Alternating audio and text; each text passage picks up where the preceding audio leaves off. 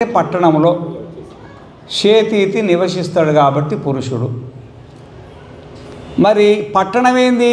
నవద్వారే పురే దేహే నైవ కుర్వన్ అకారయం. ఈ శరీరాన్నే పురం అంటారు. మన శరీరం ఉంది కదా, దీన్నే పురం అంటారు. ఈ పురంలో నివసిస్తారు కదా ఒకడు, వాని పేరు ఏమంటారు? పురుషుడు. మరి ఈ శరీరంలో ఒకరు నివసిస్తుండు. మీ అన్ని శరీరాలల్లో ఒకడు ఉన్నాడు. వాడు లేడనుకో, ఈ శరీరం నుండి వెళ్ళిపోయింది అనుకో, దీని శరీరం అంటారా శవం అంటారా? శవము అంటారు అన్నమాట. ఈ శరీరము పురం అంటారు. ఈ శరీరంలో నివసించే మనం ఉన్నాం కదా, ఎక్కడి నుండి వచ్చినా మనం ఎక్కడి నుండి వచ్చినామో తెలియదు. ఈ శరీరంలోకి ఎక్కడి నుండి వచ్చిందో మీకు తెలుసా? మళ్ళీ ఈ శరీరం నుండి ఇంకొక శరీరానికి పోతారు కదా, ఎక్కడ పోతారో మీకు తెలుసా? ఇట్లా ఎన్ని శరీరాలలో తిరుగుట ఇటుకు వచ్చినామో మనకు తెలుసా? కానీ ఈ పురాలు మారుతాయి, పురుషుడు మాత్రము మారడు. పురం అంటే శరీరాలు, ఎన్నో శరీరాలు, అనంత కోటి శరీరాలు. బహూనాం జన్మనామంతే జ్ఞానవాన్ మాం ప్రపద్యతే వాసుదేవ సర్వమితి సమహాత్మ సుదుర్లభ. భగవద్గీతలోని మాట అన్నమాట. పురం అంటే శరీరం. ఏ శరీరం మరి? శరీరాలు ఎన్ని చెప్పండి? ఈడ ఎన్ని శరీరాలు ఉన్నాయి? ఇవాళ చాలా శరీరాలు ఉన్నాయి. మరి బీరెడ్డి కాలనీలో ఎన్ని శరీరాలు ఉన్నాయి? కొన్ని హైదరాబాద్లో ఎన్ని శరీరాలు ఉన్నాయి? ఇండియాలో ఎన్ని శరీరాలు ఉన్నాయి? మొత్తం ప్రపంచంలో ఎన్ని శరీరాలు ఉన్నాయి?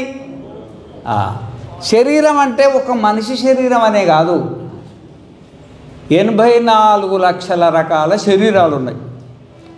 ఎన్ని? 84 లక్షల రకాల శరీరాలు. అన్ని శరీరాలలో ఉండేది ఒకడే, వాడిని ఏమంటారు? పురుషుడు అంటారు. ఏమంటారు? ఎందుకంటే ఈ పురము, శరీరం అనే పురంలో నివసిస్తాడు కాబట్టి వాడికి పురుషుడు అని పేరు వచ్చేసింది అన్నమాట. ఈ 84 లక్షల శరీరాలల్లో మానవ శరీరం ఒకటి. మళ్ళీ ఈ ఒక్క శరీరం మరి ఇప్పుడు 500 కోట్లో 600 కోట్లో ఎంత ఉన్నదో మొత్తం ప్రపంచం అంతా కలిసి సరిగ్గా తెలియదు. మళ్ళీ చీమలు ఎన్ని ఉన్నాయి, దోమలు ఎన్ని ఉన్నాయి, వానాకాలం పుట్టుకొస్తూ ఉంటాయి అన్నమాట దోమలు. ఈ అన్ని శరీరాలు వేరైనాయి, కానీ శరీరంలో నివసించేది మాత్రం ఒకటే ఒకడు. వాని పేరు ఏం పేరు? పురుషుడు. ఆచార్యవాన్ పురుషో వేద. ఇక్కడ పురుషుడు అంటే శరీరాన్ని ధరించినటువంటి వాడిని పురుషుడు అంటారు. ఆచార్యవాన్ అంటే ఎవరికైతే ఆచార్యుడు అంటే గురువు. ఆచార్యుడు అంటే గురువు. గురువులు 3 రకాలు ఉంటారు. ఎన్ని రకాలు? 3 రకాలు. కర్మ, భక్తి, జ్ఞానం అని 3 ఉన్నాయి మనకు. కర్మాణి చిత్తశుద్ధ్యర్థం ఐకాగ్రర్థం ఉపాసన మోక్షార్థం బ్రహ్మ జిజ్ఞాస ఇది వేదాంత డిండిమ. శంకరాచార్యుల వారు వేదాంత డిండిమం అనే గ్రంథంలో ఇంకా చాలా చోట్ల ఉన్నది. అంటే కర్మ ఎట్లా చేయాలా అది నేర్పించేవాడు ఒక గురువు. భక్తి ఎట్లా చేయాలా అని నేర్పించేవాడు ఒక గురువు. ఇప్పుడు జ్ఞానం అంటే ఏదో నేర్పించేవాడు ఒక గురువు. ఎన్ని రకాల గురువులు అయినరు? ఒకటేమో కర్మ గురువు, ఒకడేమో భక్తి గురువు అంటే భక్తి నేర్పించే గురువు, ఇంకొకటేమో జ్ఞాన గురువు. ఎన్ని గురువులు అయినరు? 3 గురువులు అయినరు అన్నమాట. ఈ 3ను ఆచార్యుడు అంటారు. 3లో ఏ గురువు అయినా సరే ఆ గురువుని ఏమంటారు? ఆచార్యవాన్. ఆచార్య అంటాడు. ఆచార్యవాన్ అంటే నాకు గురువు ఉన్నాడు అనుకో, నేను ఆచార్యవాన్. ఇప్పుడు ధనవాన్ అంటాడు చూడు. ధనవాన్ అంటే ధనం ఉన్నోన్ని ధనవాన్ అంటాడు. వస్త్రవాన్ అంటే వస్త్రం ఉన్నోన్ని వస్త్రవాన్ అంటారు. గృహవాన్ అంటే గృహం ఉన్నోన్ని గృహవాన్ అంటాడు. భార్యవాన్ అంటే భార్య ఉన్నోన్ని భార్యవాన్ అంటారు. ఆ విధంగానే ఆచార్యవాన్ అంటే ఆచార్యుడు అంటే గురువు ఉన్నవాణిని ఆచార్యవాన్ అంటాడు. ఎవరికైతే గురువు ఉంటాడో అతనినే పురుషుడు అన్నారు ఈడ. ఆచార్యవాన్ ఎవరికైతే గురువు ఉన్నాడో అతనినే పురుషుడు అంటే మనిషి. ఒక మాట చెప్పుకోవాలట, మనిషి. ఇక్కడ తాత్పర్యం ఏంటంటే ఇప్పుడు 84 లక్షల జీవరాశులు కూడా అన్ని పురుషులే, కానీ ఇక్కడ చెప్పిన ఉద్దేశం ఏంటంటే మనుషులకు చెప్పిండు. ఎవరికైతే ఏ మనిషికంటే, మనిషి అంటే ఆడ కావచ్చు మగ కావచ్చు, ఎవరికైతే గురువు ఉంటాడో అతనిని ఆచార్యవాన్, అతడు పురుషుడు, అతడే నిజమైన పురుషుడు. మిగతా వాళ్ళు పశువులు. మిగతా వాళ్ళని ఏమనాలా? పశువు. అంటే పశువు అంటే ఏంటంటే ఇంద్రియై విషయాన్ పశ్యతీతి పశువు. పశువు అనే దానికి కూడా పశు శరీరం అనేది, పశు శబ్దం అనేది సంస్కృతంలో వచ్చింది. పురుష శబ్దం ఎట్లా సంస్కృతంలో వచ్చిందో పశు శబ్దం అంటే పశువు. మనం ఏమనుకుంటాం అంటే పశువు అంటే 2 ముందు కాళ్ళు, 2 వెనక కాళ్ళు, ఒక తోక, ఒక తలకాయ ఉంటే పశువు అనుకుంటాం కదా. అది మనం అనుకునే భాష. వేదం ఏమంటుందంటే ఇంద్రియై విషయాన్ పశ్యతీతి పశువు. పొద్దున్నే లేచి ఇంద్రియాల ద్వారా ప్రపంచాన్ని చూస్తే దాన్ని పశువు అంటారు.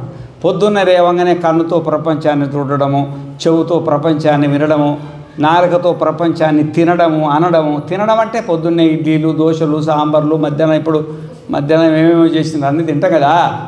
ఇవన్నీ ఏంటివి? ఇవన్నీ ఇంద్రియై అంటే ఇంద్రియాలతోటి ప్రపంచాన్ని మాత్రమే గ్రహిస్తాం.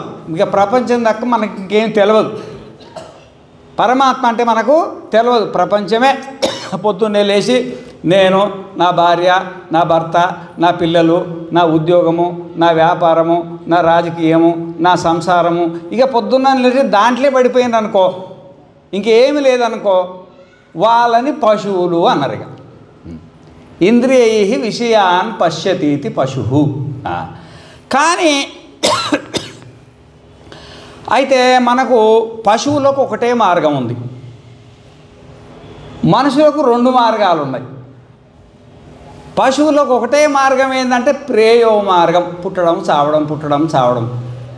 భోగము యోగం అని 2 ఉంటాయి. భోగం అంటే పూర్వజన్మంలో చేసుకున్న కర్మను అనుభవించేదాన్ని భోగం అంటారు. యోగం అంటే ఏంటంటే ఈ భోగాన్ని అనుభవించుకుంటూ ఒక కర్మనో, భక్తినో, జ్ఞానమో, ఈ మూడిట్లో ఏది చేసినా సరే దాన్ని యోగం అంటారు. కర్మ చేస్తే కర్మయోగం అంటారు, భక్తి చేస్తే భక్తి యోగం అంటారు, జ్ఞానం చేస్తే జ్ఞానయోగం అంటారు. ఈ కర్మయోగము, భక్తి యోగము, జ్ఞానయోగము మనుషులు చేస్తారు తప్ప పశువులు, పక్షులు, క్రిములు, కీటకాలు చేస్తాయా? చేయయి. కాబట్టి అవి భోగజీవులు అంటే పూర్వజన్మంలో ఏం కర్మ చేసుకున్నాయో ఆ కర్మను అనుభవిస్తాయే తప్ప అవి కొత్త కర్మ చేసుకోవడానికి అధికారము లేదు. అందుకే వాటికి మూతులు పెట్టిండు, కానీ చేతులు పెట్టిండా? అన్నిటికీ మూతులే. ఎందుకంటే భోగం అనుభవించాలి, ఎట్లో గట్ల తింటాయి అన్నమాట. ఒక మనిషికి చేతులు పెట్టిండు. మనిషికి చేతులు ఎందుకు పెట్టిండంటే మనం యోగం చేయాలి. అంటే కర్మయోగం అన్నా, భక్తి యోగం అన్నా, జ్ఞానయోగం అన్నా. కర్మయోగం చేయాలన్నా చేతులు కావాలా, భక్తి యోగం చేయాలన్నా చేతులు కావాలా, జ్ఞానయోగం చేయాలన్నా చేతులు కావాలా. ఇప్పుడు కర్మయోగం అంటే ఏంటంటే, ఇప్పుడు కర్మ అంటే మనం ఏమనుకుంటామంటే కర్మ అంటే ప్రపంచంలో ఏమైనా ఉండని. మరి వేదం ఏం చెప్పిందంటే కర్మ అనేది 3 రకాలుగా ఉంటుంది. ఎన్ని రకాలుగా? యజ్ఞము, దానము, తపస్సు. యజ్ఞ కర్మ, దాన కర్మ, తపో కర్మ. ఈ యజ్ఞము అనేది ఒక మనుషులే చేస్తారు. పశువులు చేస్తాయా? చెయ్యాయి. దానం ఎవరు చేస్తారు? మనుషులే చేస్తారు అన్నమాట.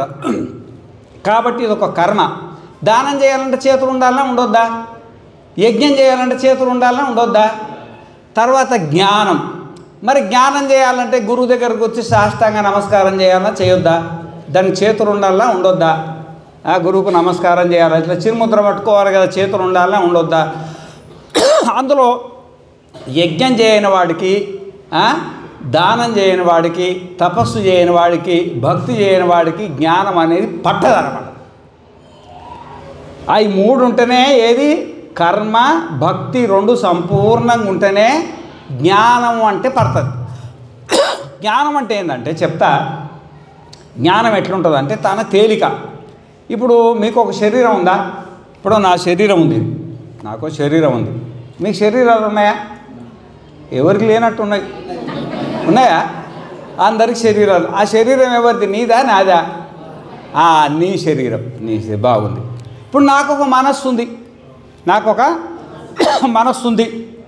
ఏమి ఇడ్లీలు చూస్తే ఒక రకంగా ఉంటుంది, సాంబార్ చూస్తే ఒక రకంగా ఉంటుంది, పైసలు ఇచ్చేవాడిని చూస్తే ఒక రకంగా ఉంటుంది, పైసలు ఇవ్వని వాడిని చూస్తే ఒక రకంగా ఉంటుంది, పొగిడేవాడిని చూస్తే ఒక రకంగా ఉంటుంది, తిట్టేవాడిని చూస్తే ఒక రకంగా ఉంటుంది. మారుతుంటుందా? నా మనసు బాగుంది, నా మనసు బాగలేదని అది నాకు అర్థమవుతుంది. మరి మీకు మనస్సు ఉందా లేదా? ఉన్నది, మనస్సు ఉంది. మరి మీ మనసు కూడా పొద్దున్నే లేచినా మారుతుంటుందా? రంగులు మారుతుంటుందా? మారుతుంది. రంగులో మార్చే పనే దానికి ఇంకేం పని లేదు. ఇక అది ఎన్ని రంగులు మారుస్తుంది తెలుసా? ఎన్ని రంగులు మారుస్తుంది? 7 రంగులు మారుస్తుంది మనసు. ఉసరవిల్లికి ఎన్ని రంగులు ఉంటాయో తెలుస్తుంది, కానీ మనసుకు మాత్రము 7. మామూలుగా 6 చెప్తారు, నేను 7 అంటారు. 6: కామము, క్రోధము, లోభము, మోహము, మదము, మాత్సర్యం, ఇంకొకటి జ్ఞానం. నన్ను 7వది కలుపుకున్నా.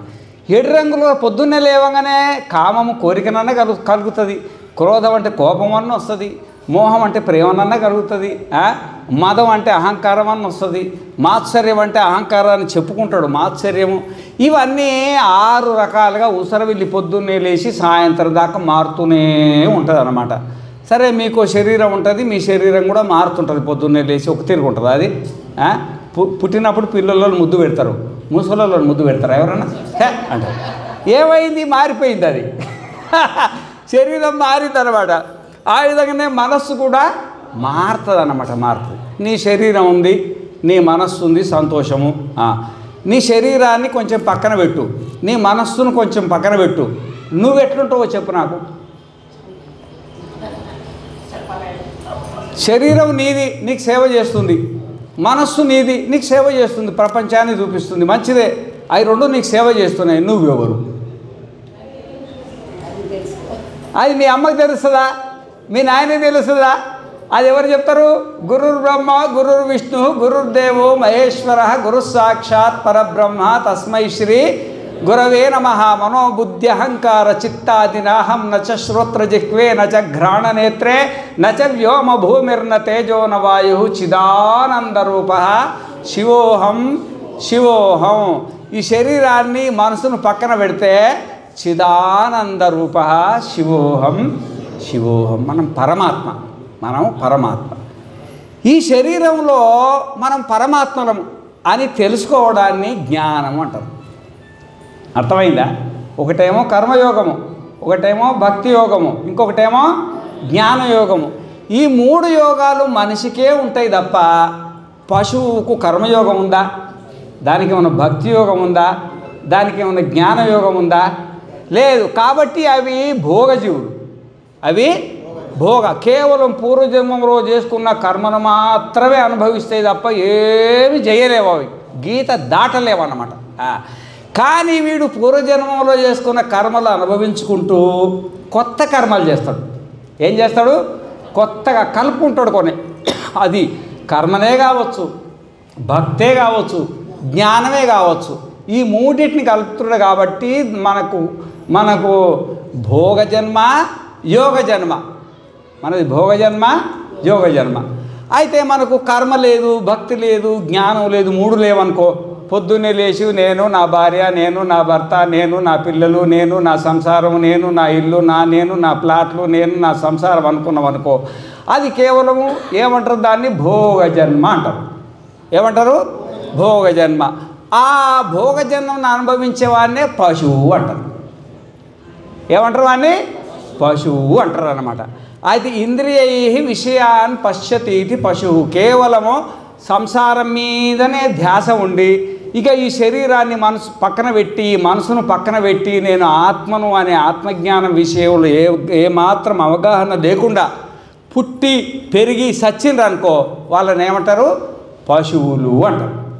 కాకపోతే ఏంటంటే, స్వామి పశువులకు 4 కాళ్ళు ఉంటాయి కదా, తోకు ఉంటుంది కదా, మరి మేము పశువులం ఎట్లయినాయి, మాకు తోక లేకపోయా, మరి 2 కాళ్ళు ఉండే అంటే ద్విపాద పశురుచ్యతే అని పేరు పెట్టిరు దాన్ని. మనం 2 కాళ్ళ పశువుల కింద లెక్క అన్నమాట.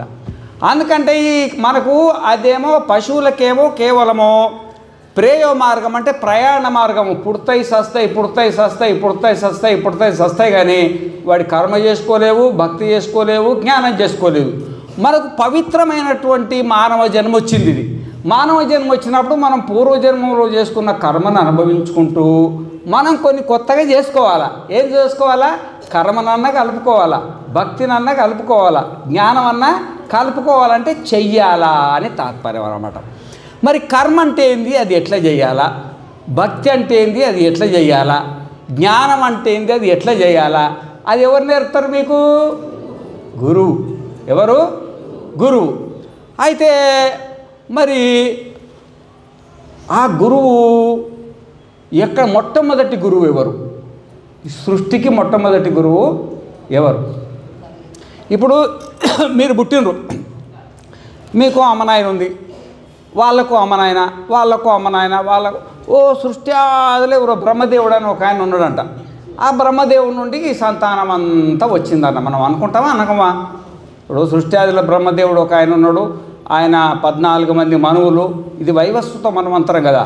ఆ మనువు సంతానం కాబట్టి మనకు మానవులు అని పేరు వచ్చేసింది అని ఎప్పుడో ఇక పిల్లలకు పిల్లలు పిల్లలకు పిల్లలు పిల్లలకు పిల్లలు పిల్లలప్పుడు మనంతా బ్రహ్మ సంతానం. ఎవరి సంతానం? బ్రహ్మ సంతానాన్ని బ్రాహ్మణులు అంటారు. బ్రహ్మ సంతానాన్ని ఏమంటారు? మనమందరం ఏమైనా ఇప్పుడు బ్రాహ్మణులు. బ్రహ్మ సంతానం అంతా బ్రాహ్మణులు. బ్రహ్మణస్య అయమితి బ్రాహ్మణ, దాంట్లో ఏమున్నది? ఆది వృద్ధి అవుతుంది పుట్టక. కాబట్టి ఇప్పుడు మనది బ్రహ్మ సంతానం వరుస వస్తుందన్నమాట. ఆ విధంగానే గురువుల సంతానం కూడా ఉండాలి కదా. ఇప్పుడు మా గురువు ఉన్నాడు, మాకు సన్యాసం ఇచ్చిన గురువు విద్యానంద స్వాముల వారు, వాళ్ళకి సన్యాసం ఇచ్చిన గురువు మలయాళ స్వాముల వారు, వాళ్ళకి సన్యాసం ఇచ్చిన గురువు ఇంకా నారాయణానంద స్వామిని ఒక స్వామి ఉన్నాడు, కాశీ నుండి తెప్పించి ఇప్పించిండ్రు. నారాయణానంద స్వామి ఏదో స్వామి ఉంది ఆయనకు. ఈ విధంగా ఒక గురు పరంపరగా ఇట్లుంటుంది అన్నమాట. ఇది ఈ జ్ఞాన సంతానం అంటారు. దీన్ని ఏమంటారు? మీదేమో బ్రహ్మ సంతానం, దీన్ని ఏమంటారు? జ్ఞాన సంతానం అనమాట. అయితే మనకు మొట్టమొదటి గురువు ఎవరు? ఆది గురువు ఎవరు అంటే పరమాత్మ. ఎవరు? పరమాత్మ. స పూర్వేషామపి గురువు కాలేన అనవచ్చేదాత్. మనకు షడ్ దర్శనాలు ఉన్నాయి, అంటే 6 శాస్త్రాలు ఉన్నాయి. అంటే ఈ శరీరాన్ని మనసును పక్కన పెట్టి మన స్వరూపాన్ని మనకు తెలియజేయడానికి వేదం చదివితే మనకు సరిగా అర్థం కాదు. కాబట్టి వేదంలో ఉన్నటువంటి ఆత్మజ్ఞానాన్ని మనకు విశ్లేషణ చేసి చెప్పడానికి 6 దర్శనాలు, 6 శాస్త్రాలు ఉన్నాయి. దాంట్లో పూర్వమీమాంస ఒకటి, ఉత్తరమీమాంస ఒకటి, న్యాయం ఒకటి, వైశేషికం ఒకటి, సాంఖ్యం ఒకటి, యోగం ఒకటి. ఈ యోగ దర్శనానికి ఋషి ఎవరంటే పతంజలి మహర్షి. అయితే ఆ పతంజలి మహర్షి సూత్రాలు రాసిండు అనమాట. ఏం రాసిండు? సూత్రాలు. దాంట్లో 4 పాదాలు ఉంటాయి.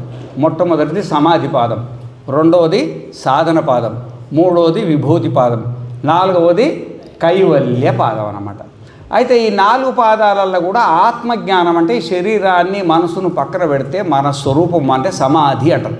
మన స్వరూపంలో మనం ఉండడాన్ని సమాధి అంటారు. ఆ సమాధి కోసము ఆయన చాలా చక్కగా మరి ఆయన అథా యోగానుశాసనం యోగశ్చిత్త వృత్తి నిరోధ తదా ద్రష్టు స్వరూపేవ స్థానం వృత్తి సారూప్యమితరత్ర వృత్తయ పంచతయ్య క్లిష్టాక్లిష్టా ప్రమాణ విపర్యయ వికల్ప నిద్రా స్మృతయ ప్రత్యక్షానుమానాగమ ప్రమాణాన్ని ఇట్లా విపర్యయో మిథ్యాజ్ఞాన మతద్రూప ప్రతిష్టమని నేను సూత్రాలు ఉంటాయి. శాస్త్రాలలో సూత్రాలు ఉంటాయి.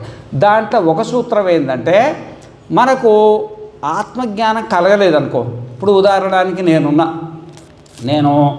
16-17 ఏళ్ళ పిల్లోని. నాకు మా తండ్రి ద్వారా నాకు భాగవతము, భారతము, వివేక చూడమని, అపరోక్షానుభూతి, అనేక వేదాంత నిండిమ, ఇంకా ఏమేమో అన్ని గ్రంథాలన్నీ చదివిపించే నాకు ఈ సంసారం వద్దని నేను అనుకున్నాయి. సంసారం దీంట్లో ఏమి లేదు, ఇక ఒక భార్య, 2 పిల్లలు, ఇక సచ్చిన దాకా ఒక జైలు ఉన్నట్టు ఉంటుంది. దీంట్లో ఇక ఆత్మజ్ఞానం సంసారంలో పడితే ఆత్మజ్ఞానం అనేది కుదరదు. అది చేయాలని బుద్ధి ఉన్నా కానీ కుదురుతుందా? కుదరదు. ఎందుకు వచ్చినా లేదు, ఈ సంతానం ఇప్పటికే భారతదేశంలో ఎక్కువైంది, మనం ఒక్కరు పెళ్లి చేసుకోకుంటే ఏమవుతుందని అడ్రస్ లేకుంటే వెళ్ళిపోయిన తర్వాత మా గురువుల వారు, మా మలయాళ స్వామి వారి వ్యాసాశ్రమం ఏర్పడి చిత్తూరు ఆశ్రమంలో ఒక 4 సంవత్సరాలు బ్రహ్మ విద్య పాఠశాల చదువుకొని మళ్ళా చదువు ఆత్మజ్ఞానానికి సరిపోదని కాశీకి వెళ్ళి సంపూర్ణానంద సంస్కృత విశ్వవిద్యాలయము అని ఒకటి ఉంది. మొత్తం ప్రపంచంలో ఒకటే సంస్కృత విశ్వవిద్యాలయం ఉంటుంది, ఒకటే అది. ఆ విశ్వవిద్యాలయంలో పేరు రాయించుకొని అక్కడ మొత్తం షట్శాస్త్రాలు భగవద్గీత బ్రహ్మసూత్రాలు ఉపనిషత్తులన్నీ గురువుల సన్నిధానంలో ఉండి నేర్చుకొని దాంట్లో ఏమొస్తుంది అంటే అది తిండికి ఉపయోగపడేది కాదు. ఇప్పుడు మా పవన్ కుమార్ శర్మ అయ్యగారు ఉన్నాడు, ఆయన మంత్రాలు చదివితే పైసలు ఇస్తారు, నేను చదివితే ఇంత అన్నం పెడతారు తప్ప పైసలు ఇవ్వరు మాకు. ఇది మాకు అన్నం పెట్టే విద్య కానీ పైసలు ఇచ్చే విద్య కాదు. ఇది ఏదో స్వామి మంచిగా చెప్పిండు అంటారు కానీ ఎవరు ఇస్తారు చెప్పండి. గురువుల దగ్గర ఉండి బాగా శ్రవణము మననము నిధిధ్యాసనం చేసి మనము బతికుండగానే అయ్యా అమ్మగారు నిలబడరు, కొంచెం కుర్చీలు పైకి పోయి పట్టుకురండి, పైన ఉంటుంది చూడండి, పట్టుకొచ్చేయండి, అమ్మగారులు వచ్చిన చూడండి, పైన ఉంటాయి ఇంకా పైన పట్టుకురండి, మస్తు ఉన్నాయి కుర్చీలు. ఆ విధంగా శ్రవణ మనన నిధిధ్యాసనాలు చేసి ఇప్పుడు నేను 17 ఏళ్ళకు ఇల్లు వదిలా. ఇప్పుడు నాకు 64 ఏళ్ళు అయినాయి. ఎంత అయినాయి నాకు అంటే డేట్ ఆఫ్ బర్త్ మా అమ్మ నాయన రాసి పెట్టలేదు, నేనేదో అందాదెంబడి రాసిన దానెంబడి అనుకో 64. మీరు ఎన్ని అనుకుంటే అనుకోండి అంత. అర్థమైందా? తర్వాత ఏమైందంటే ఇన్ని సంవత్సరాలు చదువుకున్నా నేను. ఇన్ని సంవత్సరాలు చదువుకుంటే మేము కూడా ఇట్లా సమాధిలో కూర్చున్నాను, కళ్ళు ముడుచుకోగానే అరే ఈ శరీరం నేను కాదు, ఈ మనసు నేను కాదు, నేను ఆత్మను, మరి నేను ఆత్మనైతే మరి ఈ ప్రపంచం కూడా ఆత్మస్వరూపమే అని, ఈ ప్రపంచము నేనంతా ఒకటే అని ఆత్మస్వరూపంలో ఇట్లా సమాధిలో ఉంటా. మళ్ళీ కళ్ళు తెరవగానే మళ్ళీ ప్రపంచం కనబడుతుంది, మళ్ళీ ప్రపంచం కనబడుతున్నది. అసలు ఈ ప్రపంచమే కనబడకూడదు అంటే వీలైతలేదన్నమాట. కళ్ళు తెరవగానే మళ్ళీ అందరు కనబడుతుండ్రు. రుద్ర కరుణాకర్ వచ్చిండు, ఆయన 5,000 ఇచ్చిండు. మళ్ళీ రుద్ర మార్కండేయ వచ్చిండు, ఆయన 11,000 ఇచ్చిండు. ఇక అందరూ కనబడుతుంటారు అనమాట. ఇంకా లలితమ్మ వచ్చింది, ఆమెకు 2,000 ఇచ్చింది. ఇక రజని వచ్చింది ఒక 5,000. ఇక ఈ ప్రపంచం అంతా కనబడుతుంది. అర్థమైందా? ఇక సమాధి అనేది పోతుంది అనమాట. కానీ మనకి ప్రపంచం కనబడదు, అస్సలు కనబడకుండా కళ్ళు తెరిచినా పరమాత్మనే, కళ్ళు మూసుకున్నా పరమాత్మనే. అది దాన్ని ధర్మమేఘ సమాధి అంటారు. ధర్మమేఘ సమాధి, ధర్మం మేఘ ఇవ వర్షతీతి ధర్మమేఘ తదేవ సమాధి ధర్మమేఘ సమాధి. ఇది కూడా యోగ దర్శనంలో వస్తుంది అన్నమాట. అది కలుగుతలేదు. అట్లాంటి కలగడం నేను అన్నీ 17 ఏళ్ళకే ఇల్లు వదిలితే, గురువుల దగ్గరికి పోతే, మంత్రోపదేశాలు తీసుకుంటే, కాశీలో పోతే, అడవులలో పోసుకొని తపస్సు చేసినా కానీ ఇంకా నాకు ప్రపంచం లెక్కనే కనబడుతుంది. మరి ఇప్పుడు ఏం చేయాలా? గురువులు చెప్పేదంతా చెప్పింది అయిపోయింది, వేదాలు చెప్పేది అయిపోయింది, శాస్త్రాలు చెప్పేది అయిపోయింది, సాధన చేసేది అయిపోయింది. కానీ ఏదో ఇంకొకటి మిగిలి ఉంది. ఎందుకంటే ప్రపంచం కనబడుతుందిగా, కనబడు సర్వం కల్విదం బ్రహ్మ నేహానాస్తికించరు అన్నారు కదా. అప్పుడు మనం ఏం చేయాలంటే ఆ సమాధి అప్పుడు ఏం చేయాలంటే అప్పుడు దానికి పతంజలి మహర్షి చెప్పింది ఏంటంటే ఈశ్వరానుగ్రహాద్వా అన్నాడు. ఏమన్నాడు? ఈశ్వరానుగ్రహాద్వ. మనము ఈశ్వర ప్రణిధానాద్వ అనే సూత్రం. అంటే మనం ఈశ్వరుడికి సమర్పితం అయిపోవాలి. ఈశ్వరుడికి ప్రణిధానం అంటే సమర్పణం అయిపోవాలి. ఏం ఉండకూడదు మన దగ్గర, అంత సమర్పణం అయిపోయి స్వామి నీకు శరణాగతి పొందుతున్నా, ఇదో ఇన్ని సంవత్సరాలు అయింది నేను పూజ చేయబట్టి, ఇన్ని సంవత్సరాలు అయింది నేను జపం చేయబట్టి, ఇన్ని సంవత్సరాలు అయింది నేను సాధన చేయబట్టి, ఇన్ని పుస్తకాలు చదివినా, ఇంతమంది గురువుల దగ్గరికి పోయినా, ఇంత సాధన చేసినా అయినా నాకు ప్రపంచం కనబడుతుంది, నిర్వికల్ప సమాధి కలుగుతలేదు స్వామి, ఎట్లయినా చేసి మాకు నిర్వికల్ప సమాధిని ప్రసాదించండి అని ఈశ్వరుడికి శరణాగతి పొందాలంట. అట్లా శరణాగతి పొందితే సమాధి సిద్ధి ఈశ్వర ప్రణిధానాత్. ఆ విధంగా నువ్వు శరణాగతి పొందితే నీకు తప్పకుండా నిర్వికల్ప సమాధి కలుగుతుందంట, దేవుడు కలిగిస్తాడనమాట. ఎందుకంటే ఇది దైవమాయ, ఇదేమంటారు? దైవీ హ్యేష. ఈ మాయ ఉన్నది కదా, ఈ మాయ అనేది దైవీ హ్యేష, ఇది దైవీ మాయ అన్నమాట. ఈ దైవీ మాయ పో అంటే పోతుందా? పో అంటే పోద్దా? పోదన్నమాట. ఈ మాయ ఏంటంటే మనస్సునే మాయ అంటారు. మాయకి ఇంకా కాళ్ళు చేతులు ఏముండవు, మనస్సునే మాయ అంటారు. ఆ మనస్సును దూరం చేస్తే మాయ అదే దూరం అవుతుంది అన్నమాట. ఇప్పుడు పెళ్ళి చేస్తారు ఇళ్ళల్లో, పెళ్ళి చేసేసి వాళ్ళు మరి ధర్మేచ అర్థేచ కామేచ నాతి చరామి అని మంత్రాలు చెప్పుకుంటా 3 ముళ్ళు వేస్తారు, పెళ్ళి అవుతుంది. పెళ్ళి అయ్యే తేలికనే విడాకులు తీసుకోమని ఎన్ని పంచాయతీలు వస్తాయి. ఓ రే మాకు తెలిసిన వాళ్ళు ఇప్పుడు 5-6 ఏళ్ళ 7-8 ఏళ్ళ కోట్ల చుట్టూ తిరుగుతుంటే అయితలేదు. అది అర్థమైందా? చాలామంది మా వాళ్ళది అంటారన్నమాట. విడాకులు అంటే పెళ్ళి తేలికనే, విడాకులు ఎంత చాలా కష్టం అన్నమాట విడాకులు. మరి ఆ విడాకులు మామూలుగా ఒక్క పెళ్ళికే విడాకులు ఇంత కష్టమైతే మరి మనసుకు మనకు పెళ్ళి అయింది. మనం అంటే పరమాత్మ, మనస్సు అంటే మాయకు మనకు పెళ్ళి అయింది. మరి మాయ ఎవరిది అంటే ఈశ్వరుడి సంతానం. అది ఈశ్వరుడి సంతానం అన్నమాట. భూమిరాపో అనలో వాయు ఖం మనో బుద్ధిరేవచ అహంకార ఇతి యమ్మే భిన్న ప్రకృతిరష్టధ. అష్ట అంటే 8 ధ. ఇది 8 రకాలు దైవీ ప్రకృతి, అంటే దైవీ సంపద. ఇది మనది కాదు. దాంట్లో భూమి, నీళ్లు, అగ్ని, గాలి, ఆకాశం, పంచభూతాలు. భూమిరాపు అనలో వాయు ఖం మనో మనస్సు కూడా దైవీ సంపద, మనది కాదు. భగవంతుడు మనకి ఇచ్చిండు. భగవంతుడు మనకు ఇచ్చిండు, వాడుకోమని. నీది కాదు అది, మీ అమ్మ ఇచ్చింది కాదు. మీ అమ్మ నాయన నీకు శరీరం ఇచ్చిండు. ఇప్పుడు నా శరీరం అని మా అమ్మ నాయన ఇచ్చిండు. ఏదో ఇచ్చిన శరీరాన్ని మనం పొద్దున టిఫిన్ పెట్టి మధ్యాహ్నం అన్నం పెట్టి దానికి స్నానం చేయించి గుడ్డలు కట్టించి ఏదో పోషిస్తున్నాం దీన్ని. కానీ ఈ శరీరం ఎవరు ఇచ్చిండ్రు? అమ్మ నాయన ఇచ్చిండ్రు. మనస్సును ఎవరు ఇచ్చిండ్రు? మీ అమ్మ నాయన ఇచ్చిండ్రా? అది ఎన్నో జన్మలు ఉండే అనమాట. ఆ మనస్సు అనేది ఇక అది దేవుడు మనకు మెడగట్టిండు. ఇది దైవీ మాయ అన్నమాట. బుద్ధిరేవచ, మనస్సు, బుద్ధి, అహంకారం, ఇవి 3 కూడా దైవీ మాయ. ఈ మనస్సు ఉంటేనేమో ప్రపంచం, మనస్సు లేకపోతే సమాధి. సమాధి అంటే ఆత్మస్వరూప స్థితిలో ఉంటాం అన్నమాట.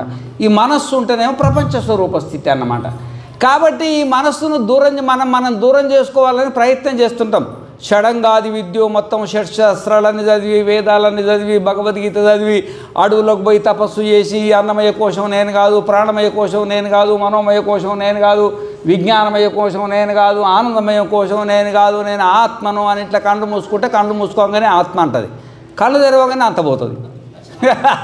కళ్ళు తెరవగానే అన్నీ పోతాయి. మళ్ళీ అన్ని కోశాలు వచ్చి కూర్చుంటాయి. శరీరం నేను అనుకోకపోతే దీన్ని టిఫిన్ పెడతావా? ఏమి మనసు నేను అనుకోకపోతే మీతో మాట్లాడతారా? ఏమి శరీరం నేను అనిపించడమే అన్నమయ కోశం. ఈ ప్రాణాలు మేము అనిపించడమే ప్రాణమయ కోశం. మనస్సు నేను అనిపించడమే మనోమయ కోశం.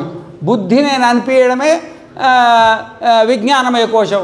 ఈ ప్రపంచంలో ఆనందం ఉంది అనిపించడమే ఆనందమయ కోశం. ఇంకొకటి ఏమి లేదన్నమాట. అనిపిస్తుంది కదా, అది అనిపించడం తప్ప అన్నమాట. అది అనిపిస్తుంది కానీ కాదు, అది కాదన్నమాట. మనం అది కాదు.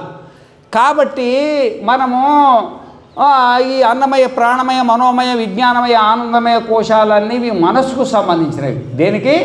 మనస్సుకు సంబంధించినవి. ఆ మనస్సు నేను కాదు అని మనం ఎన్నిసార్లు పో పో పో పో అన్నా కానీ అది పోతలేదు. ఎందుకంటే మనది కాదు, అది దైవీ సంపద. అందుకనే ఆయన ఈశ్వర ప్రణిధానాద్వా, అయ్యా నీకు సాధన చేసిన నువ్వు బ్రహ్మచర్యము, గృహస్థము, వానప్రస్థము, సన్యాసము, ఈ 4 ఆశ్రమాలు పద్ధతి ప్రకారంగా పాటించి ధర్మాత్ముడివి అయినా, గురువు దగ్గర కూర్చొని శ్రవణము, మరణము, నిధిధ్యాసనము చేసినా మళ్ళీ నీకు ప్రపంచం కనబడుతున్నది అంటే, నీకు సమాధి జ్ఞానం సంపూర్ణంగా కలగలేదు అంటే నీ సాధన నీతోటి అయ్యే పని కాదు. అప్పుడు నువ్వు ఈశ్వర ప్రణిధానాద్వా అంటే ఈశ్వరునికి శరణాగతి పొందాలి. ఈశ్వరుడికి శరణాగతి పొందాలన్నమాట. ఆ ఈశ్వర శరణాగతిని ఏమంటారంటే భక్తి యోగము అంటారు. ఏమంటారు? భక్తి యోగము. ఇప్పుడు ఏ విధంగానైతే మీరు సంసారానికి సమర్పితమైంది, ఏమైండ్రు? సంసారానికి. ఇప్పుడు భార్య భర్తకు సమర్పితమవుతుంది, భర్త భార్యకు సమర్పితమవుతారు. వీళ్ళిద్దరు కలిసి సంసారానికి సమర్పితమవుతారు. దీన్ని సంసార ప్రణిధానము అంటారు. ఏమంటారు? పొద్దున్నే లేచి సంసారానికి సమర్పితం అయిపోతారు కదా, ఇక అన్నీ వదిలిపెట్టి. ఆ విధంగానే ఇవన్నీ వదిలిపెట్టి దేవుడికి సమర్పితం అయితే, అంటే సన్యాసం తీసుకుంటే, సన్యాసం అంటే గుడ్డల సన్యాసం అని కాదు, అంటే ఈ సంసారాన్ని పక్కన పెట్టేసి స్వామి నువ్వే శరణాగతి, ఇక నాకు మాతా నాస్తి, పితా నాస్తి, నాస్తి బంధు సహోదర, అర్థం నాస్తి, గృహం నాస్తి, త్వమేవ శరణం మమ అని అన్నీ వదిలిపెట్టి భగవంతుని శరణాగతి పొందితే అప్పుడు సమాధి కలుగుతుంది అన్నమాట. కాబట్టి ఇది గురు పౌర్ణమి కదా, ఈ గురు పౌర్ణమి రోజుల్లో మనకు ఆది గురువు ఎవరు? పరమాత్మ. ఆది గురువు ఎవరు? పరమాత్మ. ఎందుకంటే సా పూర్వేషామపి గురువు.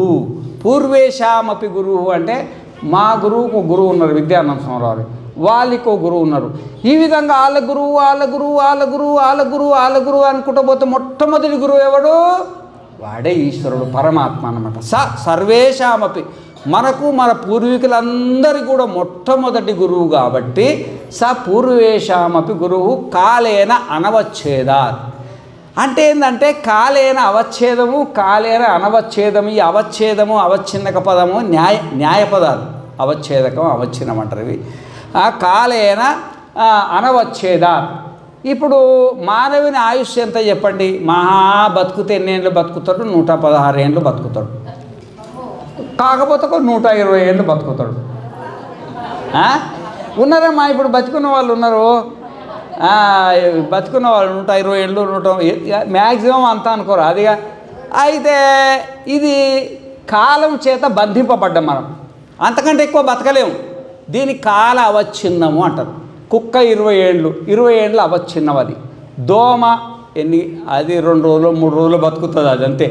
అది ఈ జీవులందరూ కూడా బ్రహ్మదేవుడికి కూడా కాల అవచ్ఛిన్నమే అన్నమాట. ఆయన ఒక రోజు ఆయనకు కూడా ఆయుష్ ఉంది. 100 ఏళ్ళు కాగానే బ్రహ్మదేవుడు చచ్చిపోతాడు, విష్ణుదేవుడు మీరు ఎంతమంది దేవుళ్ళు ఉన్నారు అందరూ చచ్చిపోయే వాళ్ళే. మీరు పూజలు చేస్తారు కదా, కొంతమంది ఆల్రెడీ కృష్ణుడు చచ్చిపోయాడు, ఉన్నాడా?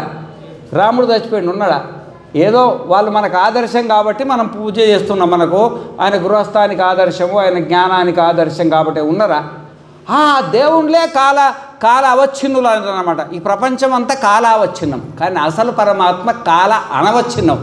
అంటే ఈ ప్రపంచం అంతా నశించిన ఆ పరమాత్మ నశించడు.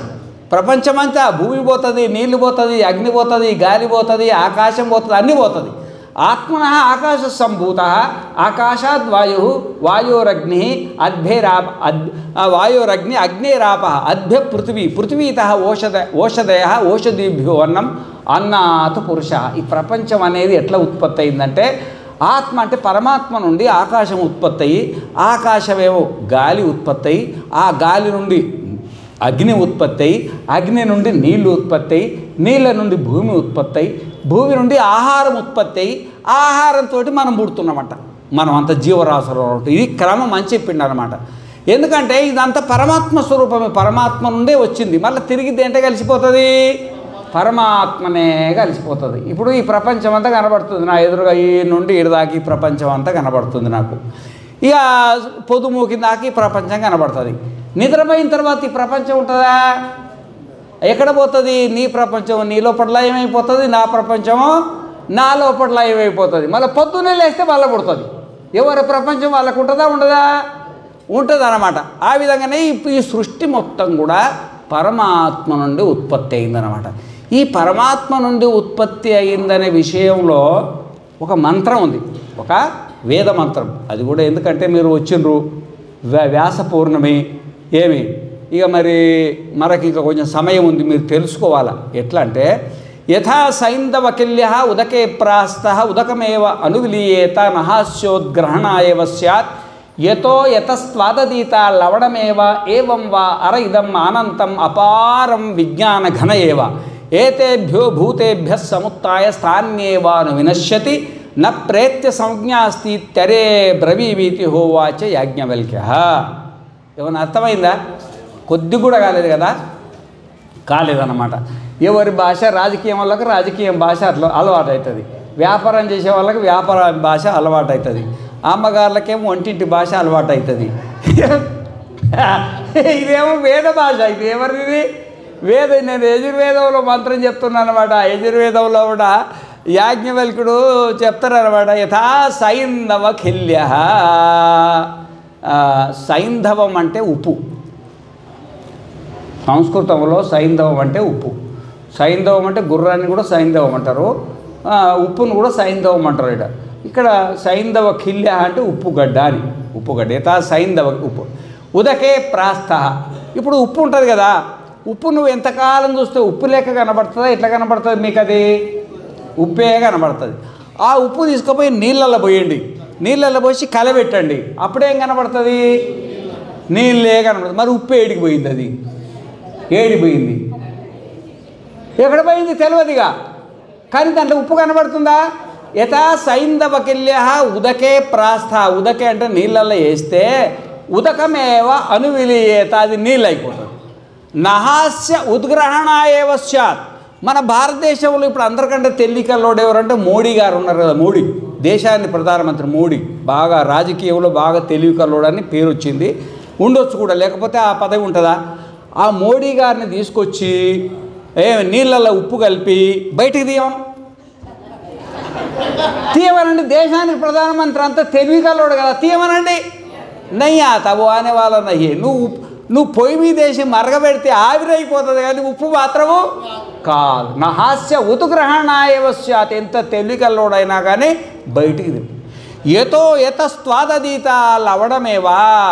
ఆ ఉప్పు కలిపిన నీళ్ళు గ్లాసులు తీసుకొని పైన కొంచెం నీళ్ళు తాగండి, ఎట్లెట్లుంటాయి? తీయగా ఉంటాయా, ఉప్పు ఉంటాయా? సగం ఒలకపోసి మధ్యలో నీళ్ళు తాగండి, ఎట్లుంటాయి? ఉప్పు ఉంటాయి. అడుగున ఒలకపోసి అడుగు నీళ్ళు తాగండి, ఎట్లుంటాయి? ఉప్పు ఉంటాయి. ప్రథమతో ఆచమ్య, మధ్యతో ఆచమ్య, అంత్యతో ఆచమ్య. నువ్వు ఎక్కడ తాగినా ఏమైందంటే ఆ ఉప్పు అంతా నీళ్ళు అయిపోయి, నీళ్ళు ఏమైనా ఉప్పు అయిపోయింది అనమాట. యతస్వాదీత లవణమేవా ఏవం వా అర ఇదం అనంతం అపారం విజ్ఞాన ఘనయేవా. అంటే ఈ ఉప్పు అనేది ఎక్కడి నుండి వస్తుంది చెప్పండి? అది ఉప్పు అనేది ఎక్కడి నుండి వస్తుంది? సముద్రం నుండి వస్తుందా? సముద్రమే ఉప్పు అవుతుందా? ఆ సముద్రము మళ్ళలో కలుపుతారు, మళ్ళు ఉంటాయి, ఉప్పు మళ్ళని ఉంటాయి. మనము వరిచేను మళ్ళు ఉంటాయి కదా, వరిచేళ్ళ మళ్ళు, సజ్జ మళ్ళు, జొన్న మళ్ళు ఉన్నట్టు ఉప్పు మళ్ళని ఉంటాయి. ఉప్పు ఆ ఉప్పుకి ఏం చేస్తారంటే సముద్రం నీళ్ళు మోటార్లు వేసి ఎట్లా వేసి మళ్ళీ కలుపుతారు. కలిపితే ఈ భూమిలో వేడి ఉంటుంది ఒకటి, భూమిలో వేడి. ఇప్పుడు మన శరీరంలో వేడి ఉందా లేదా? మనం శరీరంలో వేడి లేకపోతే మనం ఏమవుతాము? ఏడికి పోతాము? శ్మశానానికి పోతాం చక్కగా. అది ఎంతలో 98.6 డిగ్రీలో ఏదో ఉండాలా, దీంట్లో వేడి ఉండాలా. ఆ విధంగా భూమిలో వేడి లేకపోతే భూమి చచ్చిపోతుంది. భూమిలో ఒక వేడి ఉంటుంది, నీళ్ళల్లో వేడి ఉంటుంది అన్నమాట. ఆ భూమి వేడికి ఆ నీళ్ళు, సముద్రం నీళ్ళు ఉప్పు అయిపోతాయి. సముద్రం నీళ్ళు ఉప్పు అయిపోతాయి. అవన్నీ మళ్ళు కట్టి రాసులు టన్నులు మెట్రిక్ టన్నులు మొత్తం కుప్ప వస్తారనమాట. ఇప్పుడు నీళ్ళే ఉప్పు అయినాయా, ఇంకేమైనా అయినాయా? భూమి ఉప్పు అయిందా? భూమి అయితే ఉప్పు కాలేదుగా, నీళ్ళే ఉప్పు అయినాయి. కానీ నువ్వు 1,000,000 సంవత్సరాలు చూసినా ఆ ఉప్పు లేకనే కనబడుతుంది, కానీ నీళ్ళే లేకుంటుందా? కనబడదు అన్నమాట. నీళ్ళే ఉప్పు లేక కనబడుతున్నది, కానీ వాస్తవికంగా దాని నిజస్వరూపం ఏంది? నీళ్ళు. ఉప్పు యొక్క నిజస్వరూపం ఏంది? నీళ్ళు. నిజస్వరూపం కాందేంది? ఉప్పు. కానీ మనం ఎంతకాలం చూసినా అది నీళ్ళు లేక కనబడదు, ఉప్పు లేకనే ఎట్లా కనబడుతుందో, నీళ్ళే ఉప్పు ఎట్లా అయిందో ఆ విధంగానే. కాకపోతే నీళ్ళల్లోనే ఒక ఉప్పు మాత్రమే అవుతుంది, దీంట్లోనేమో 5 ఉప్పులు అవుతాయి. ఎన్ని అవుతాయి? పరమాత్మలో 5 ఉప్పులు. ఒకటి ఆకాశము, ఒకటి వాయువు, ఒకటి అగ్ని, ఒకటి నీళ్ళు, ఒకటి భూమి. ఎన్ని ఉప్పులు అయినాయి? 5. ఈ 5 కూడా పరమాత్మ నుండే ఉత్పత్తి అయినాయి అన్నమాట, పరమాత్మ కంటే భిన్నంగా కాదు. సముద్రం నుండి ఉత్పత్తి అయినటువంటి ఉప్పు సముద్రానికి భిన్నం ఎట్లా కాదు, సముద్ర స్వరూపమే. ఆ విధంగానే పరమాత్మ నుండి ఉత్పత్తి అయినటువంటి పంచభూతాలతో తయారైనటువంటి 84 లక్షల జీవరాశులు ఎన్నున్నాయో ఇవన్నీ కూడా పరమాత్మ స్వరూపమే కాక పరమాత్మ స్వరూపానికంటే భిన్నం కాదు. భిన్నం కాకపోయినా కానీ ఉప్పుగానే కనబడుతుంది, కానీ నీళ్ళుగా కనబడుతుందా? కనబడదు. పరమాత్మ స్వరూపం అయినా కానీ భూమిగానే కనబడుతుంది, నీళ్ళుగానే, అగ్నిగానే, గాలిగానే, ఆకాశం. కానీ ఆ ఉప్పును నీళ్ళుగా చూడాలంటే జ్ఞానంతో చూడాలంతే. దాన్ని జ్ఞానం అంటే ఇది నీళ్ళ నుండి వచ్చింది ఉప్పు కాబట్టి ఉప్పు నీళ్ళే అయితే అని తెలివితోటి నీళ్ళని చూడాలి తప్ప కళ్ళతోటి మాత్రం నీళ్ళు కనబడతాయా? కళ్ళతోటి నీకు ఉప్పే కనబడుతుంది, కానీ తెలివితో చూస్తే నీళ్ళు కనబడతాయా కనబడయా? నీళ్ళ నుండి వచ్చింది కాబట్టి నీళ్ళే అని మనకు తెలివితోటి అర్థమవుతుందా? అర్థం కాదా? ఆ విధంగానే ఈ ప్రపంచం కూడా కళ్ళతో చూస్తే భూమిగానే ఉంటుంది, నీళ్ళుగానే ఉంటాయి, అగ్నిగానే ఉంటుంది, గాలిగానే ఉంటుంది, ఆకాశము ఆకాశంగానే ఉంటుంది, నువ్వుగానే ఉంటా, నేనుగానే ఉంటా. కానీ జ్ఞానంతో చూస్తే మాత్రం అంత పరమాత్మ స్వరూపమే అని తాత్పర్యం అన్నమాట. యథా సైంధవ కిల్య ఉదకే ప్రాస్త ఉదకమేవ అనువిలీయేత నహాస్య ఉద్గ్రహణ ఏవ స్యాత్ యతో యతస్వాదీత లవణమేవ ఏవం వా అర ఇదం. అరే అర అంటే ఓ అరే మైత్రేయి భార్యకు ఉపదేశం చేస్తున్నాడు. ఇదం అంటే నీ కంటికి కనబడే ఈ ఇంద్రియ గోచరమైన ఈ ప్రపంచం 14 లోకాలు అతర వితల సుతలాది బ్రహ్మలోకాది పర్యంతము 14 లోకాల అరైదం అనంతం అపారం విజ్ఞాన ఘనేవ అంటే అనంతమైన అపారమైన జ్ఞాన స్వరూపం అన్నమాట. జ్ఞానం అంటే మనం, జ్ఞానం అంటే ఏంది? మనమే జ్ఞానస్వరూపం, మనము జ్ఞానస్వరూపం. ఇప్పుడు ఎవరినైనా పట్టుకొని నీకేమైనా జ్ఞానం ఉందా అన్నాం అనుకో, పంచాయతీ అవుతుందా రాదా? జ్ఞానం లేదంటే ఎవరు ఒప్పుకుంటారా? ఒప్పుకోరు. అందరూ జ్ఞానస్వరూపమే.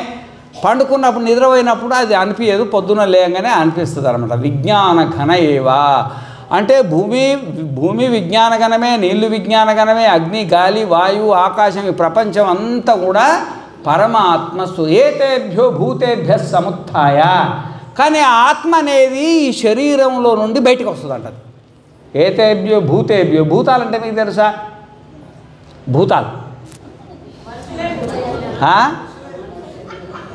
భూతాలంటే ఏమో తెలుసా? భూత వైద్యులు ఉంటారు చూడు, భూత వైద్యులు వీడికి భూతం పట్టింది, వీనికి నిమ్మకాయ కొయ్యాలా ఏదో అంటారు కదా. వాస్తవికంగా భూతాలంటే ఏంటంటే ఈ శరీరం కనబడుతుందా, దీన్నే భూతం అంటారు. దీన్నే భూతం అంటారు అనమాట. ఇంకోటి ఏం కాదు, శరీరాన్నే భూతం అంటారు, మనస్సునే భూతం అంటారు. ఆత్మను పక్కన పెట్టి స్థూల సూక్ష్మ కారణ శరీరాలు కట్టగడితే దాని పేరు భూతం, దాని పేరు భూతం అన్నమాట. అయితే మనము ఈ భూతంలో ప్రవేశించి, మనం అంటే పరమాత్మ ఈ భూతంలో అంటే ఈ శరీరంలో ప్రవేశించి మనకు జ్ఞానం ఉన్నట్టు ప్రకటన చేసుకుంటాం అన్నమాట. నా జ్ఞానం ఉన్నదని. ఇప్పుడు శరీరం లేదనుకో, ఇప్పుడు నాకు ఉంది, నేను ఆత్మనే, 14 లోకాల్లో వ్యాపించిన నేను మహాశక్తివంతమైన ఆత్మ. నా నుండి ఆకాశం పుట్టింది, నా నుండే గాలి పుట్టింది, నా నుండి భూమి పుట్టింది, 14 లోకాలు నా నుండే పుట్టినాయి. కానీ నా కళ్ళు లేకపోతే చూస్తానా? ఆత్మ పెద్దదే, కళ్ళు లేకపోతే చూస్తుందా? చెవులు లేకపోతే వింటామా? నోరు లేకపోతే మాట్లాడతామా? కాళ్ళు లేకపోతే నడుస్తామా? చేతులు లేకపోతే పని చేస్తామా? బుద్ధి లేకపోతే ఆలోచిస్తామా? మనస్సు లేకపోతే సంకల్పం చేస్తామా? మనం ఆత్మ అయినప్పటికైనా కానీ మనకి ఇవన్నీ అవసరం అన్నమాట. స్థూల శరీరం అవసరమే, సూక్ష్మ శరీరం అవసరమే. మనల్ని మనం ప్రకటన చేసుకోవడానికి, నేను జ్ఞానస్వరూపుని, నేను ఆత్మస్వరూపిని అని ప్రకటన చేసుకోవడానికి మనం శరీరాన్ని ధరించి నిరాకారమైన పరమాత్మనమే నిరాకారంగా అవతరించిన మూర్తుల మనమంతా. మనం ఎవరో కాదనమాట, పరమాత్మ స్వరూపం. ఏతేభ్యో భూతేభ్య సముత్థాయ అంటే ఈ శరీరాలను ధరించి తాన్యేవాను వినిశ్యతి. మనకి జ్ఞానం ఎంతసేపు ఉంటుంది చెప్పండి? ఈ శరీరం ఉన్నంతసేపు తండ్రి గుర్తుపడతారు, తల్లిని గుర్తుపడతారు, అందరూ గుర్తుపడతారు. ఈ శరీరం పోయిన తర్వాత జ్ఞానం ఏమైనా ఉంటుందా? అసలు సుషుప్తిలోనే ఉండదు. ఇంకో మాట చెప్తే సుషుప్తి అవస్థకు పోయినామనుకో, ఇప్పుడు జాగ్రత్త అవస్థ ఇది, నిద్రపోయిన తర్వాత స్వప్నాలు వస్తాయి కదా, స్వప్నావస్థ అక్కడో ప్రపంచం ఉంటుంది. మళ్ళా జాగ్రత్త లేదు, స్వప్నం లేదు, గాఢ నిద్ర ఉంటుంది చూడు. ఆ గాఢ నిద్రలా జ్ఞానం ఉంటుందా? ఉండదు. అత్ర మాత అమాత భవతి, పిత అపిత, లోక అలోక, దేవ అదేవ, వేద అవేద, అత్ర స్థేనో అస్థేనో భవతి, భ్రూణ అభ్రూణ, చాండాలో అచాండాల, పౌల్కసో అపౌల్కస, శ్రమణో అశ్రమణస్తాపసో అతాపస, అనన్వాగతం పుణ్యేన అనన్వాగతం పాపేణ తీర్ణోహితదా సర్వాన్ శోకాన్ ఉదయస్య భవతి. ఏమన్నా అర్థమైందా? ఆ సుషుప్తి అవస్థలో అసలు నేను తల్లిని అనుకుంటుంది ఇవే, నా పిల్లలు, నా భర్త, నేను తల్లిని అనుకుంటుంది. సుషుప్తి అవస్థకు పోయేప్పటికీ తల్లి ఉంటుందా? నేను తల్లి నన్ను నీకేమైనా అనిపిస్తుందా? తండ్రి నన్ను నీకేమైనా అనిపిస్తుందా? అత్ర మాత అమ్మ తల్లి కాదు, తండ్రి కాడు, కొడుకు కాడు, రాజకీయవాడు, వ్యాపారవేత్త కాడు, ఏమే ఎవ్వరెవ్వరు కాదనమాట, అంతా మాయమైపోతుంది. అత్ర స్థేనో అస్థేనో భవతి భ్రూణ చాండాలు అచాండాల. పండుకున్నప్పుడు నేను మాదిగా అయింది అనుకొని పండుకుంటాడు. సుషుప్తి అవస్థకు పోయిన తర్వాత మాదిగా ఉంటుందా? ఏది ఉండదు. మేము ట్రైన్లలో పోతుంటాం.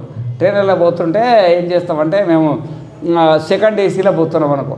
సెకండ్ ఏసీలో పోతుంటే నేను సెకండ్ ఏసీలో పోతున్నా, పక్కన థర్డ్ ఏసీ ఉంది, ఆ తర్వాత సెకండ్ క్లాస్ ఉంది, ఆ తర్వాత జనరల్ ఉంది అనుకుంటూ పోతాం కదా. వాళ్ళకంటే వీళ్ళు, వాళ్ళకంటే నేను గొప్ప, కొంచెం అట్లా ఉంటుంది కదా. అది అట్లా అనుకుంటా కదా.